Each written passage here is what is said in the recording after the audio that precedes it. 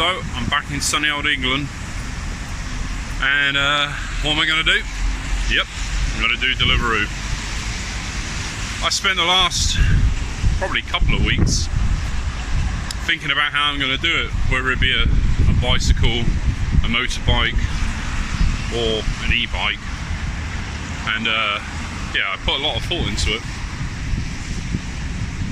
Pros and cons and what have you. I can drive a 50cc on my car license with L plates, or I could do a CVT, get a 125. Then you got insurance, courier's insurance, the hassle of where to keep it, the potential of it being stolen, and all that. I talked to some of the people that I worked with last year. Do you remember Zach? And I come to the conclusion of getting an e-bike, so I've done a little deal with somebody I know from last year. The idea being, when I'm done, I can sell it for about the same price that I bought it from, hopefully. So I'm on my way to go and collect it. It's a Carrera Crossfire. It's not the newest model, it's last year's model or the year before, I think, I can't remember. It's got 2 batteries, 2 chargers. It's been well looked after by somebody who doesn't ride like a maniac. It's not, what do you call it, unchipped or chipped, or it's legal anyway. That's something I can always consider at a later date, but to be honest, I'm not really interested in getting myself killed going 30 miles an hour. So I'll see how I go with it. It's quite a big investment, but like I said, I should be able to resell it for about the same price. So I've only been back come back Monday night, late Monday, because Mum had an operation. She had a hip replacement, and she loves Christmas, so. And it was her birthday, so it was a bit of a freeway thing. I had a visa for another 3 months, but I just decided to come back. Probably the worst time to come back to the UK, and the worst time to leave Thailand, because at the moment it's quite cool there. Our well-known friend has been asking about me for the past few months, trying to work out when I'm coming back, and I actually saw her yesterday, but she didn't recognise me.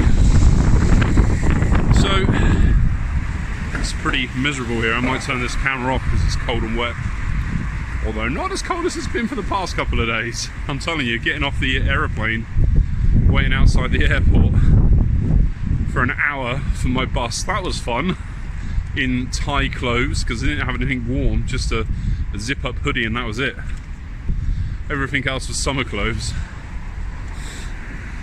So yeah, you can take a look at it. I've also got the problem of what lock to buy for it. I got 3 contenders: the gold rated hip lock, the Abbas granite expensive one, or the kryptonite, I don't know what it's called, kryptonite something or other chain. And that's the one recommended by someone I watch on YouTube, the Lock Picking Lawyer, which you guys, I don't know, some of you have probably seen before. Still got to make that decision. I don't want a cheap bike, I don't want to lose it. It's quite a big investment. Been to Decathlon yesterday, bought myself some skiing boots, because after the past couple of years I've had enough of having wet feet. And I think the only way to do it is to get some kind of welly boot. So far I'm wearing them now just to test them out, and they're actually not that bad. Bought myself some kind of rain poncho to go over the top, just so I don't get wet. I'm gonna have to get myself a waterproof jacket of some description, but I've still got some kit from last year, so I don't know. Should be interesting. Anyway, come along with me and let's see this e-bike. So one of the important things about having a really expensive bike is being able to protect it. How you doing today? I'm not bad. I'm sorry, so you've not been here for a while? No, I've been in Thailand for 9 months. Oh yes, you said yeah, because I mean you declared, didn't you? Yeah. Yeah. Yeah, I'm just, I bought a second-hand e-bike yesterday, and I'm just trying to find a good lock for it. Yeah. So I'm thinking either this one. Yeah. I'd say if you're doing it for delivery, I'd say the hip locks probably Yeah. one of the better ones. 'Cause they are quite easy to get on and off, and they do go around your waist quite well. This one. Like, Or this one. This one. yeah, the Grant Plus has got a BP one. But I don't know what's. I think the D-Lock's probably going to be the safest, isn't it? But Yeah. they aren't necessarily the most practical. Exactly, yeah. Actually, I know one of our old colleagues, Jake, he had one of the hip locks, and he actually saw almost nick his bike. But What they tried? they tried and failed. I see. So they damaged the outside, but they Yeah. didn't. And then when he came out of the restaurant, he saw them and they legged it. All right. Excuse- What tools did they have? I don't know. I think probably some bolt poppers. Well, you probably wouldn't get through that with a bolt car, would you? Yeah, if you hacked it for a long time, you probably would have bolt cutters, but you had to go a proper long time. Because this is hardened. What is it? Magnesium something or other. Yeah, and it's also got obviously Kevlar outer belt, which should stop any cutters going through it at least. Yeah. Yeah, Well, I've seen some good reviews of this one, yeah, whether the longer one or the shorter one. yeah. I think realistically, the main thing is to have a lock which looks hard to cut through. Yeah. Taking time. Yeah, that's the thing. Obviously, if you go into the restaurant for like 2-3 minutes to grab something, you don't need something that's going to take a million years to cut through. Yeah. You want something that's going to stop them for at least a minute. I can't decide. Yeah. Oh, I don't know. Right, so here she is. It's a Carrera Crossfire, as I mentioned. It's not been modified at all. Let's see how many miles it's done.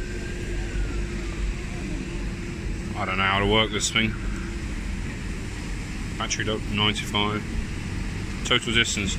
So it's done 4,593 miles, which I don't know if that's a lot. Like I said, I got a spare battery. I don't know anything about e-bikes, but yeah, it felt pretty interesting riding here. Almost got myself killed by a bus, which was completely my fault. I'm waiting for Zach to get here. He's already seen it.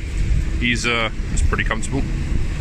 He's already given it the okay. He saw it before, but I just want a few tips from him. And also, he's built a new beast, which will be nice to make a video about. The ultimate beast. Yeah, so it's definitely had some wear on the frame and what have you, but it won't make much difference to me. As long as it does the job and then I can resell it, I'll be happy. I don't know, what do you talk about with e-bikes? It's got hydraulic discs, which is nice. 1, 2, 3, 4, 5, 6, 7, 8. 8-speed rear cassette, single chain ring, which I guess is pretty normal. Ah, bloody hell, I don't know. I'll wait for Zach, I think, because I don't know what the hell I'm talking about. Yeah, and bloody hell, I don't know. So I've got these little buttons here so I can go between off, eco, tour, climb and sport. Matey boy who I bought it from him, who's a really nice bloke, he said he normally rides in tour. And this changes the, I don't really know how to, should probably reset that maybe. Reset it by holding it perhaps? Oh, what did I do? Oh, I don't bloody know. Anyway, I'm gonna wait for Zach. Right, so I'm with Zach now, as you remember, and his little beast of a, well, not little, but his beast of a bike is behind there, but we'll do that one on another day. So tell me a little bit about the bike that I bought, because I don't know anything about e-bikes. Well, it's one of the cheaper e-bikes, legal ones, which they're decent bikes. I mean, they've got reasonable range for what they are. They're restricted to the legal 25 kilometers-ish speed. You get 35 to 40 miles out of a battery if you pedal a lot. They're cheap, low maintenance. They're pretty much do what you want to do for Deliveroo as a basic e-bike if you're not planning on working 15 hours a day. If you're get stopped by the police, you're perfectly fine. Do people actually get stopped by the police? Well, at the moment we've got one community support officer that has harassed quite a lot of e-bikes, but from what I've heard, he doesn't really know what the law is anyway, and he's just got a bit of a problem because he has to pedal his bike around the day. Oh, fair enough. Other than that, I don't think, unless you actually hit like a small child, I don't think anyone's going to, you know. So this is legal, but not that I want to, but can I make it illegal? They make dongles for them. I don't have a clue where you'd actually get one for this bike, to be honest, because I don't even touch these really. But realistically, if someone was to want to break the rules, there's no point upgrading a shop bought bike because you void the warranty and you wear it out quickly. It's just kind of, it's one of those ones where it seems really great for the first few weeks you do it until it breaks, and then you've just screwed yourself over because the shop won't fix it. So when I was riding into town, my tops, without going hard, like going easy, I think my top speed was about 27 kilometers an hour. Yeah, I think the rule is plus or minus 10%. Well, the problem is that they keep changing the wording of the rules, and they never really get it quite right. So what is the top speed of the bike, the motor? Technically, it should be 25 kilometers an hour. So that's about right. But 10% you're allowed on top. So. Yeah. 27. Well, that was me pedaling as well. Yeah, so. Well, I suppose you have to. But it's technically supposed to cut out abruptly when you get to 25 kilometers an hour. Really? Yeah, but that would be why then, actually, because I know. Yeah, actually, yeah, that makes sense. I mean, not all bikes do this though. I mean, I just posted in the group chat that chart of what all the power outputs of all the e-bikes are, the legal ones, and a lot of them are putting out over 600 watts peak power. You know, and there's no way that they would actually comply to the 250 watt rule. It's just that they've found a way around loopholing the rules and exploiting it. So what can I do on this bike then? How long is this? How long is each battery going to last me? Well, it depends a lot on how you pedal. It's all about riding style, really, and efficiency on what you get. I mean, most people can get about 10 watt hours a mile if you pedal reasonably.